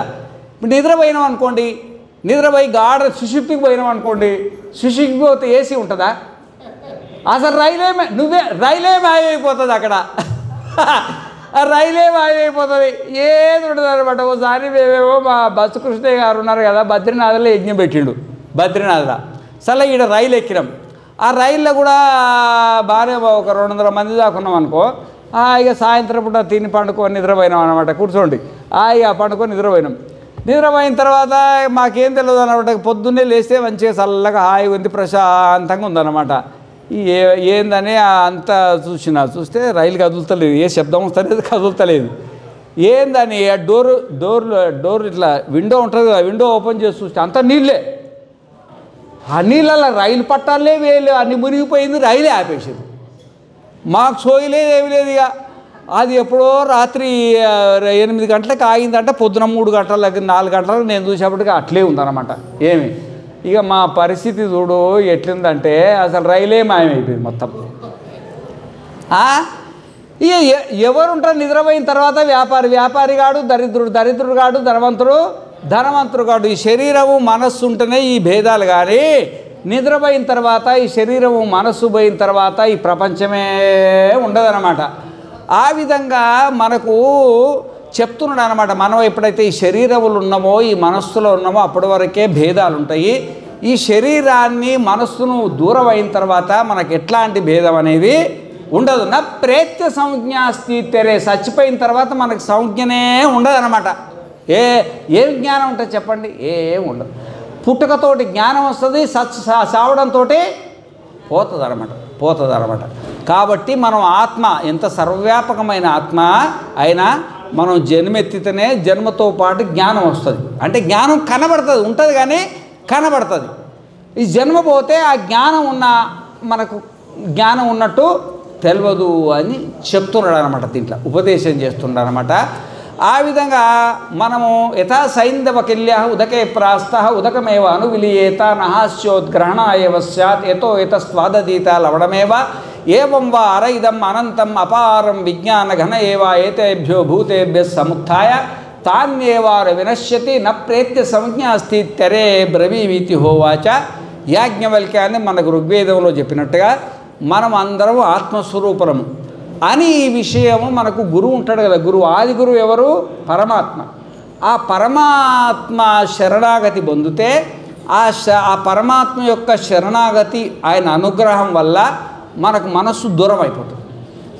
ఏమవుతుంది? మనస్సు ఎట్లా దూరం అవుతుంది అంటే, ఇప్పుడు ఉప్పు నీళ్ళలో కలిపినాం అనుకో, ఇక ఉప్పు ఉంటుందా? ఉండదు. ఆ విధంగానే పరమాత్మ అనుగ్రహం కలిగితే ఈ మనస్సు పరమాత్మలో లయమైపోతుంది, శరీరం లయమైపోతుంది, ప్రపంచం అంతా లయమైపోయి కళ్ళు తెరిచినా ఆత్మనే, కళ్ళు మూసుకున్నా ఆత్మనే అన్నమాట. ఇంత పెద్ద జ్ఞానం ఉంటుంది అన్నమాట. అందుకనే మనది భోగజన్మ, యోగ జన్మ. ఇప్పుడు నేను చెప్పింది మీకు అర్థమైందా? ఏం మాట్లాడతలేదు. అర్థమైనట్టు అయిందా? అర్థమైందా? అర్థమైనట్టు అయిందనమాట. ఇది అర్థం కావాలంటే మనకు భోగజన్మతో పాటు కర్మయోగం ఉండాలా, భక్తి యోగం ఉండాలా, జ్ఞానయోగం ఉండాలా. కర్మ చేసి మనకు కర్మ అనేది ఉంటుందన్నమాట. కర్మ అనేది మనకు మాతృ రుణము, పితృ రుణము, దేవ రుణం అని 3 రుణాలు ఉంటాయి. మాతృ రుణము, పితృ రుణము, దాన్ని మాతృ రుణము, ఋషి రుణము, దేవ రుణం. మాతృ రుణం అంటే మాతృపితృ రుణం. తల్లిదండ్రులు కన్నందుకు వాళ్ళు సేవ చేయాలి. వాళ్ళు సేవ చేస్తే మనం చెప్పుకోవాల్సిన అవసరం లే. ఆ తల్లిదండ్రులు అరే నా కొడుకు మంచిగా సేవ చేసిండు, వీడికి దేవుడు అనుగ్రహం కలగాల అని వాళ్ళు సంతోషంగా చచ్చిపోయినారు అనుకో, వాళ్ళు అట్లా సంతోషంగా చచ్చిపోతే దేవరుణం అది పితృరుణం తీరినట్టు అనమాట. మాతృరుణం పితృరుణం తీరినట్టు అనమాట. ఆ తర్వాత ఋషి రుణం ఉంటుంది. ఋషి రుణం అంటే రామ అనండి, మీరు కృష్ణ అనండి. ఎక్కడి నుండి వచ్చినాయి ఈ మంత్రాలు? ఎక్కడి నుండి వచ్చినాయి? శివ అనండి అన్నారు. ఎక్కడి నుండి వచ్చినాయి? ఋషి రుణం. ఇప్పుడు అస్యశ్రీ శివపంచాక్షరి మహామంత్రస్య వామదేవో భగవాన్ ఋషి పంక్తిశ్చంద సాంబ సదాశివో దేవత ఓం బీజం హ్రీం శక్తి నమ కీలకం శ్రీ సాంబ సదాశివ ప్రీత్యర్థే జపే వినియోగ ఓం అంగుష్టాభ్యాం నమః నం తర్జనీభ్యాం నమః మం మధ్యమాభ్యాం నమః ఎం అనామికాభ్యాం నమః వాం కనిష్ఠికాభ్యాం నమః ఎం కరతలకర పృష్ఠాభ్యాం నమః. అంగన్యాస కరన్యాసాలు ఉంటాయన్నమాట. కొంచెం ఉల్టా పల్టా చెప్పిన ఈ అంగన్యాస కరన్యాసాలు ఉంటాయన్నమాట. ఈ ఎక్కడి నుండి వచ్చిన ఈ వామదేవుడు ఉన్నాడు కదా, వామదేవుడు ఘోరంగా తపస్సు చేసి ఆ నమశివాయ అనే మంత్రాన్ని దర్శించుకుంటూ ఆయన తయారు చేయలే. ఋషయో మంత్ర ద్రష్టార కర్తార కాదు. కర్తార అంటే చేసేవాడు. ఇప్పుడు బేల్దార్ వచ్చి బిల్డింగ్ తయారు చేస్తాడు, ఆ ఇటుకలు ఈ ఇటుకలు, ఇది అట్లా కాదు. ద్రష్టార కట్టు దర్శనం చేసుకుంటారనమాట. ఆయన దర్శనం చేసుకుంటే అప్పటి నుండి ఇప్పటిదాకా మనం ఆ మంత్రం వచ్చింది. నువ్వు ఓం నమ శివాయ అని అన్నవా, నీకు ఎవరు గురువు ఉపదేశం చేసిందో ఆయనకు బాకీ, ఈ గురువుకి ఎక్కడి నుండి వచ్చిందో ఆయనకు బాకీ. ఇట్లా ఇది ఋషి రుణం అంటుంది అన్నమాట. నీకెవరు ఈ మంత్రాన్ని ఉపదేశించిండ్రో ఆ గురువు దగ్గర నువ్వు సేవ చేసి ఆయనకు సంతోషపెట్టి నా శిష్యుడు మంచోడు, వీడికి దేవుడు అనుగ్రహం కలగాలి అని మనసులో అనుకో, అప్పుడు ఋషి రుణం పోయినట్టు. ఆ విధంగా రామతారక మహామంత్రం ఎక్కడి నుంచి? అశ్వశ్రీ రామతారక మహామంత్రస్య బ్రహ్మ ఋషి గాయత్రీ ఛంద శ్రీరామో పరమాత్మా దేవత. బ్రహ్మదేవుడు తపస్సు చేస్తే ఆ రామతారక మహామంత్రం దర్శనం అయిందంట. ఏవి ఆ విధంగానే కృష్ణ అంటాం. అష్టశ్రీ గోపాలకృష్ణ మహామంత్రస్య నారద ఋషి గాయత్రీ ఛంద శ్రీకృష్ణ పరమాత్మో దేవత క్లాం బీజం క్లీం శక్తి స్వాహా కీలకం శ్రీకృష్ణ పరమాత్మ ప్రీత్యర్థే జపే వినియోగ. ఈ మంత్రం నారదుడు తపస్సు చేసి వచ్చిందన్నమాట. ఇప్పుడు మనం భగవద్గీత పారాయణం చేస్తున్నాం. ఈ భగవద్గీత నీకు ఎవరిచ్చింది చెప్పండి? భగవద్గీత ఎక్కడి నుండి వచ్చింది? ఓ మాట అనండి. కృష్ణుడా? కృష్ణుడు కాదు. అస్య శ్రీ భగవద్గీత శాస్త్ర మహామంత్రస్య శ్రీ వేదవ్యాసో భగవాన్ ఋషి పంక్తిశ్చంద శ్రీకృష్ణ పరమాత్మా దేవత. వస్తుందా రాదు? దాంట్లో ఆ కృష్ణుడు ఉపదేశించింది మనం విన్నామా? వేదవ్యాసుడిని రాసిండంట 1,00,000 శ్లోకాలు. దేంట్లో? మన భారతంలో 1,00,000 శ్లోకాలల్లో అస్య ఇది శ్రీమద్భగవద్గీత ఉపనిషత్సు బ్రహ్మ విద్యాయాం యోగశాస్త్రే మరి మన భీష్మ పర్వి అంటాం కదా, మహాభారతే భీష్మ ఏదో ఉంటుంది కదా అట్లా. అది మనకు భారతంలో వస్తుంది అన్నమాట. మరి భగవద్గీత చదివితే మరి ఆయనకు వేదవ్యాసుడికి బాకీ ఉన్నట్టా లేదా? నీకు ఎవరు వేదవ్యాసుడు? నీకు భగవద్గీత ఎవరు నేర్పుతారో వాళ్ళే నీకు వేదవ్యాసుడు. నీకు ఎవరు ఉపదేశం చేస్తారో వాళ్ళే నీకు గురువు అన్నమాట. కాబట్టి ఈ విధంగా ఈ ఋషి రుణం నువ్వు ఎవరెవరి దగ్గర ఏమేమి నేర్చుకున్నావో వాళ్ళ రుణం తీర్చుకోవాలి. తీర్చుకుంటే నేను తీర్చుకున్నానని నువ్వు అనొద్దు, నీ గురువు అనాలి. అరే వీడు రుణం తీర్చుకున్నాడురా, వీడికి దైవానుగ్రహంగా రుణం అనుకోవాలా, నా పని అయిపోయిందని అనుకోవద్దు అన్నమాట. అట్లా అన్నమాట. దీన్ని ఋషి రుణం అంటారు. ఇంకొకటి దేవరుణం. ఒకటేమో మాతృరుణము, ఒకటేమో ఋషి రుణము, ఇంకొకటేమో దేవరుణం. దేవరుణం అంటే ఏంటంటే ఇప్పుడు ఈ శరీరంలో ఒక దేవుడుండు, ఈ శరీరంలో ఒక దేవుడుండు. ఈ దేవుడి పేరు ఏం పేరు చెప్పండి? పరిశుద్ధానంద. ఏమంటారు ఈ దేవుడి పేరు? పరిశుద్ధానంద అనమాట. ఇదో ఇక్కడో దేవుడు కూర్చుండు, ఆ దేవుడి పేరు ఏం పేరు? బాలరెడ్డి దేవుడు. ఇప్పుడు ఇది ఒక్కొక్క శరీరంలో ఒక్కొక్క దేవుడు. ఆ దేవుళ్ళకి పేర్లు ఉన్నాయా లేవా? అందరికి పేర్లు ఉన్నాయా లేవా? అవి దేవుళ్ళ పేర్లే అన్నమాట. ఏవి అవి? దేవుళ్ళ పేర్లే. అంత ఎన్ని పేర్లు ఉన్నాయో చూడు. ఆ విధంగానే భూమి ఉంది. భూమికి ఒక దేవత ఉంది కదా.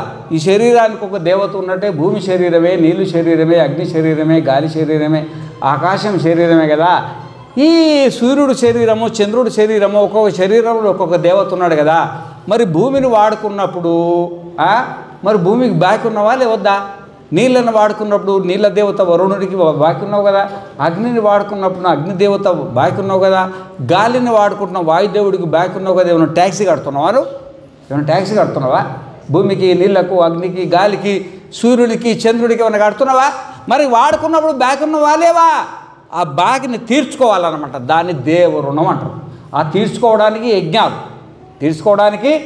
యజ్ఞాలు అన్నమాట. ఓం భూదేవ్యై నమః, ఓం వరుణదేవాయ నమః, ఓం అగ్నిదేవాయ స్వాహ, వాయుదేవాయ స్వాహ. దానికి గురువులు ఉంటారు. గురువుల దగ్గరికి పోయి ఆయన అది నేర్చుకోవాలా. ఎట్లంటే అట్లా చేయడానికి వీలు పడదు.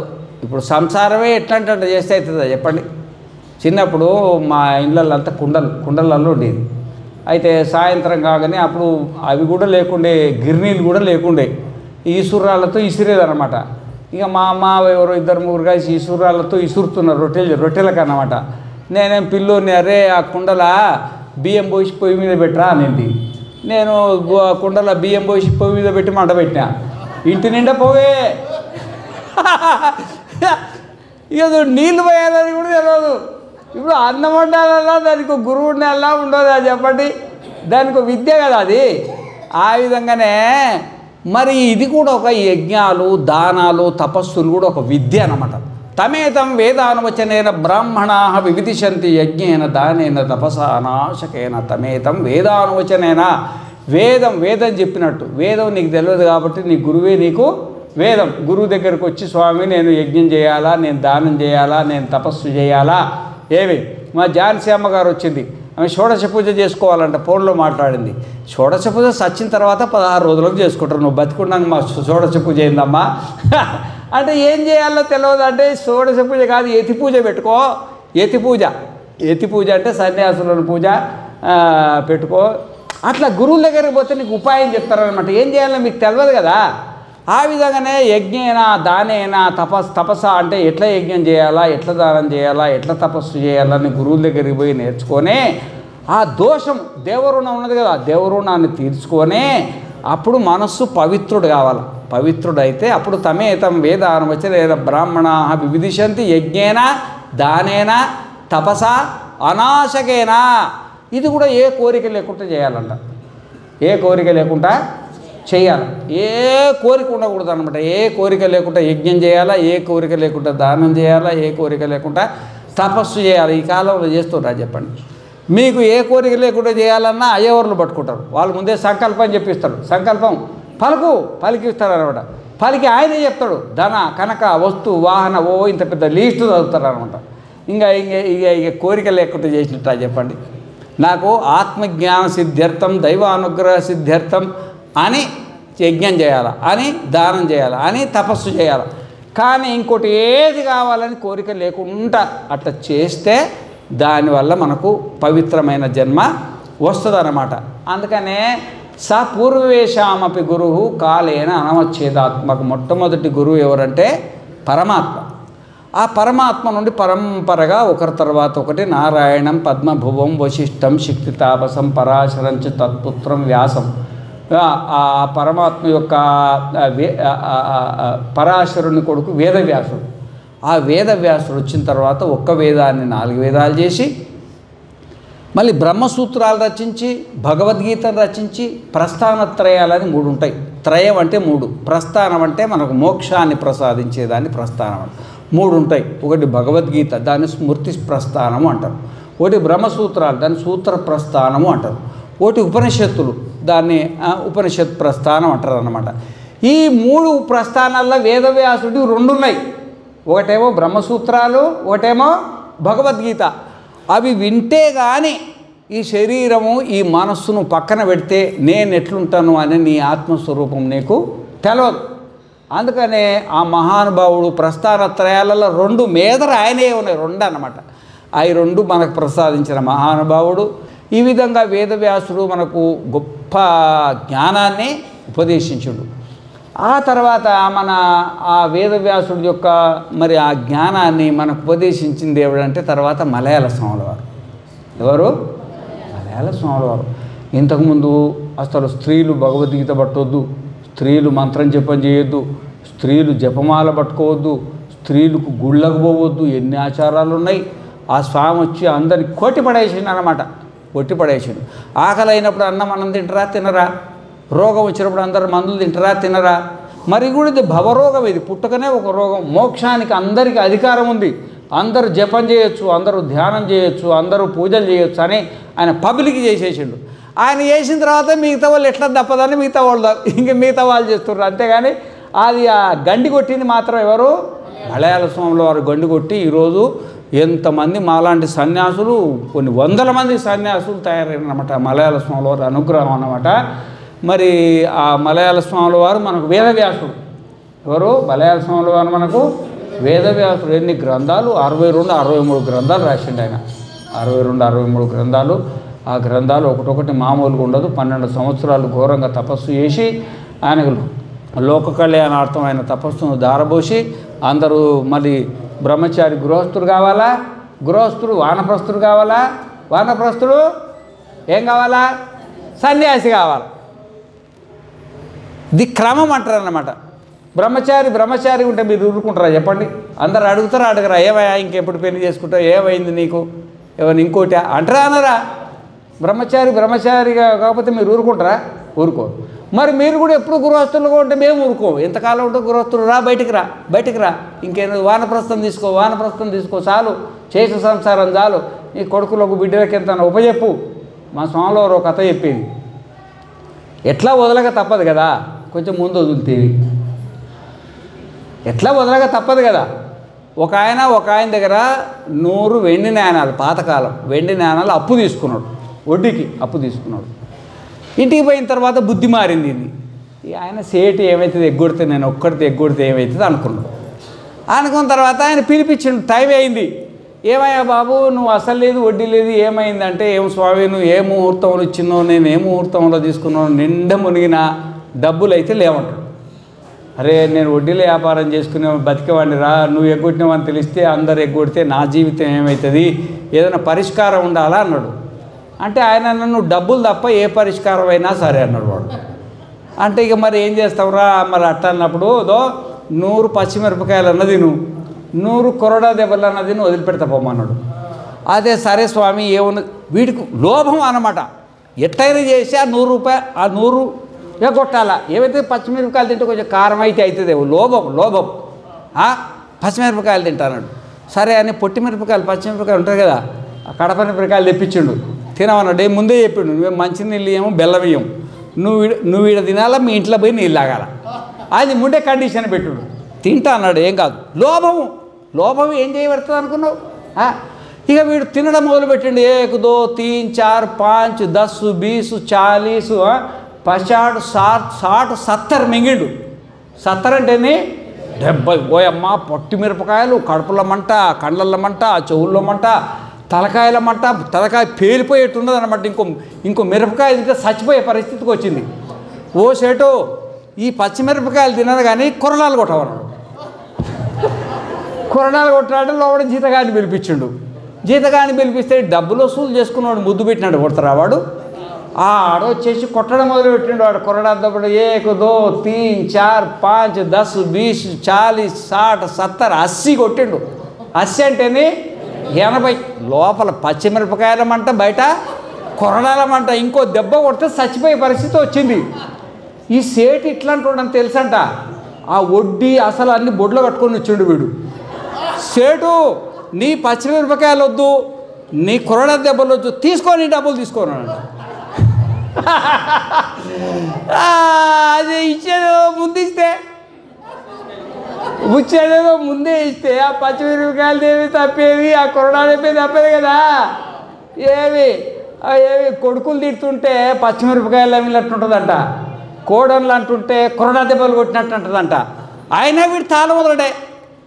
అయినా వీడు ఇన్ని పచ్చిమిరపకాయలు కొడుకులు ఎన్నన్నా పడతారు, కోడలు ఎన్నన్నా పడుతుంది. ఆఖరికి వాడు వడ్డీతో ఇచ్చినట్టు మొత్తం తాళ చేతులు ఇచ్చిపోవాలన్నా ఇచ్చిపోవద్దా? అది ఇచ్చేదేదో ముందు ఇచ్చిపోతే ఏమవుతుంది? అది ఇచ్చేదేదో ముందే ఇచ్చేసి పక్కకు వచ్చేసి దాన్ని వానప్రస్థం అంటారు అనమాట. కొంచెం పక్కకు వచ్చేసి మంచిగా గురువు సన్నిధానంలో కూర్చొని సంసారం వాళ్ళ గొడవలు వాళ్ళు పడుతుంటే, చేసిన వ్యాపారం, చేసిన ఉద్యోగం, చేసిన రాజకీయం చాలే అని మరి ఈ శరీరం నాది, మనస్సు నాది, నేనెవరు, నేను నాది యోగ జన్మ భోగ జన్మ కదా, నేను ఆత్మసాక్షాత్కారాన్ని పొందాలా అని గురువు దగ్గర కూర్చొని ఈశావాస్యం ఇదగుం సర్వం ఎత్కించ జగత్యాం జగత్ తేన తెక్తేన భుంజీత మాగృత కస్యసి ధ్వరన్ కుర్వన్నేవేహ కర్మాణి జిజీవిషేక్షతగుం స్వా ఏమత్ ఏవం తోయి నాణ్యతేతోస్తి న కర్మ లిప్యతేన రే అని మనకు చాలా ఈశకేన కట ప్రశ్న ముండ మాండుక్య తైత్రి ఐత్రేయంచ ఛాందోగ్యం బృహదారణ్యకం తథా ఆ గురువు సన్నిధానంలో వచ్చేసి ఈ శ్రవణాన్ని చాలాగా ఈ శరీరంలో నేనెవరు, ఈ మనస్సులో నేనెవరు, నా ఆత్మస్వరూపం ఏందో మొత్తం తెలిసిన తర్వాత, ఆత్మజ్ఞానం కలిగిన తర్వాత అప్పుడు సన్యాసం తీసుకోవాలి. అప్పుడు సన్యాసం తీసుకొని ఆ సన్యాసంలో ఉండి శరీరాన్ని త్యాగం చేయాలా అని మనకు అతను యో అకామయమానో యో అకామో యో ఆప్తకామో ఆత్మకామో నా తస్య ప్రాణ ఉత్క్రామంతి బ్రహ్మైవ సన్ బ్రహ్మాప్యేతి తదేశ శ్లోకో భవతి యదా సర్వే ప్రముచ్యంతే కామాయస్య హృదిశ్రితాః అథమర్త్యో అమృతో భవత్యత్ర బ్రహ్మ సమశ్నుత ఇతి యథా అహిర్నిర్వైని యథా వల్మీకే మృతా ప్రత్యస్థ శయీత ఏవమేవ ఇదగుం శరీరం శేతే అయం అమృత ప్రాణో బ్రహ్మ ఏవా తేజ ఏవా. అప్పుడు మనకేమవుతుందంటే ఈ శరీరం అనేది అదే ఊడిపోతుంది, మనం ఆత్మస్వరూపంలో అట్లే ఉంటాము, వీడికి ప్రయాణం ఉండదన్నమాట. ఆత్మజ్ఞానం లేనోడు ఊర్ధ్వం గచ్చంతి సత్వస్థ మధ్యే తిష్టంతి రాజసాహ జఘన్యగుణ వృత్తిస్థ అధో గచ్చంతి తామసాహ. ఆ పుణ్యం ఉన్నోడు స్వర్గానికి పోతాడు, పాపం ఉన్నోడు నరకానికి పోతాడు, పుణ్యపాపాలు ఎటుకాకుంటున్నాడు ఈ లోకంలో. ఇది ప్రయాణ మార్గం. ఆత్మజ్ఞానం కలిగిన వాడికి ప్రయాణం ఉండదన్నమాట, అట్లే ఉంటాడు అనమాట. వాడు సమాధులు కడతారు అనమాట. సమాధులు కడితే ఆ సమాధికి అందరూ ఏది అనుకుంటే అది అవుతుంటుంది అనమాట. వాడు ఆత్మజ్ఞాన స్వరూపుడు కదా. అట్లా మన పూర్ణ జీవితం బ్రహ్మచారి ఉండకూడదు, గృహస్థానికి రావాలా, గృహస్థులు ఉండకూడదు, వానప్రస్థానికి రావాలా, వానప్రస్థులు ఉండకుండా సన్యాసానికి రావాలా. ఆ సన్యాసి అయ్యి ఆత్మజ్ఞానంతో శరీరాన్ని త్యాగం చేయాలా అని మన గురువులు ఉపదేశించారు. ఎవరు? గురువులు. ఆ భగవంతుడు చెప్పిండు, వేదవ్యాసుడు విశ్లేషణ చెప్పిండు, మలయాళ స్వాముల వారు మనకు అనేక గ్రంథాలు రాసి అది పరిశుద్ధానంద స్వామి తరపున మీ వరకట్ల ప్రవాహం అన్నమాట. దీన్ని జ్ఞాన ప్రవాహం అంటారు అన్నమాట. చాలా సంతోషము. ఈ గురు పూర్ణిమ సందర్భంగా శరీరం నాదే, ఈ మనస్సు నాదే, కానీ నేను శరీరాన్ని కాదు, మనస్సును కాదు, నేను ఆత్మను అనే ఆత్మస్వరూపాన్ని తెలిపేవాడే గురువు, తెలుసుకునేవాడే శిష్యుడు. ఈ గురు శిష్య సంబంధం అన్నమాట. ఈ సంబంధాన్ని కొంచెం గట్టిగా చేయాలని గురు పూర్ణిమ పెట్టారు. చాలా సంతోషం. ఎక్కడెక్కడ ఉండి మా భక్తులందరూ చాలామంది, ఇంకా వర్షం భయానికి కొంచెంమంది రానట్టుంది, మీరందరూ వచ్చిండ్రు, చాలా సంతోషము.